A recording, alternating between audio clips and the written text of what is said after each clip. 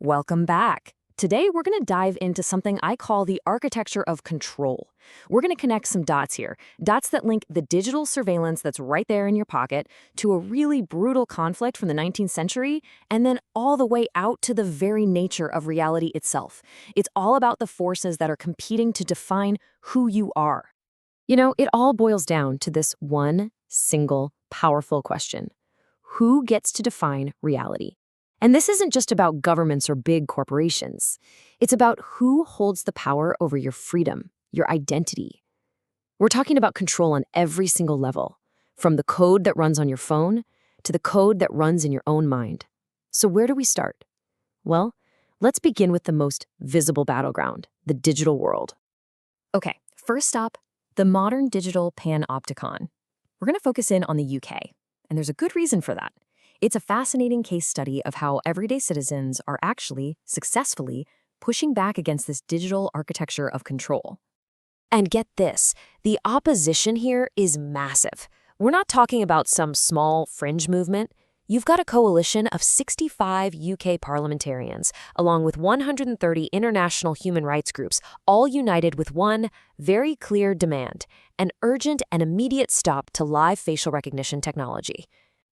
And here's the key takeaway, the most important part. This kind of organized resistance, it actually works. I mean, even when you're up against surveillance systems that seem all-powerful, coordinated efforts from groups like Big Brother Watch are landing real, measurable wins. Just take a look at some of these tangible results. For instance, you remember that government disinformation unit that was monitoring critics? Yeah, that got shut down and reformed.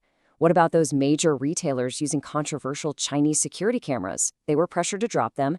An attempt by the government to expand mass data collection, it was rolled back. See, these aren't small victories. They are hard proof that the system can be challenged. And this might just be the biggest win of them all. It's like a preemptive strike. Before the UK could even get around to building a central bank digital currency, a CBDC, advocates got a crucial pledge from the government. They demanded real privacy protections, including a ban on something called state programmability. So what does that mean? It means preventing the government from ever being able to program or control what you are allowed to spend your own money on. Essentially, they dismantled a new architecture of financial control before the first brick was even laid. Pretty amazing. So, while some of these battles are being won on home turf, the architecture of control is going global. The very same models of surveillance being fought in places like the UK are being packaged up and exported, creating this huge worldwide market for digital authoritarianism. And this quote right here, it gets straight to the heart of it. This isn't happening by accident, There's this clear and growing confidence that a state-controlled, heavily censored and surveilled internet isn't just one possible model, but that it is the model for the future. And this export strategy, well, it comes with huge advantages. First, you get to shape the global digital rules in your favor. Second, you build up massive geopolitical influence. And third, of course, you create enormous markets for your state-backed tech giants. The critical piece here is that this technology is often affordable and it's effective, which makes it a really attractive governance-in-a-box solution for countries all over the world. And just like that, you start normalizing digital authoritarianism, one sale at a time. This whole battle for digital sovereignty feels so incredibly modern, doesn't it? But the conflict underneath it all, that's timeless. At its core, it's a fight over which system of belief gets to define reality for everyone else. And to see this pattern stripped bare of all the technology, we need to go back in time nearly 200 years to a violent clash on the American frontier in Jackson County, Missouri. So picture this. It's the early 1830s. Mormon missionaries arrive on the American frontier, and they identify this exact spot as their New Jerusalem. As the timeline shows, things escalated really, really quickly. By July of 1833, tensions with the existing settlers had just boiled over. The locals, fearing the Mormons' growing political power, issued a manifesto demanding their removal. This led to escalating violence and, eventually, their forced violent expulsion from the county. But this wasn't just a land dispute. No, this was an irreconcilable clash of worldviews. You had two completely different sources of authority. On one side, you had Jacksonian democracy, where power comes from the people's vote. And on the other, you had a theocracy, where power comes directly from God's revelations. I mean, those two systems, they just couldn't coexist in the same space. It was inevitable. One had to break the other. Which brings us to the most intimate architecture of control there is, the one that operates not on a society, but on your own consciousness. How the external system tries to define your internal self. The system interacts with you through what some people call the legal fiction. Think of it this way. You are a living, breathing person, right?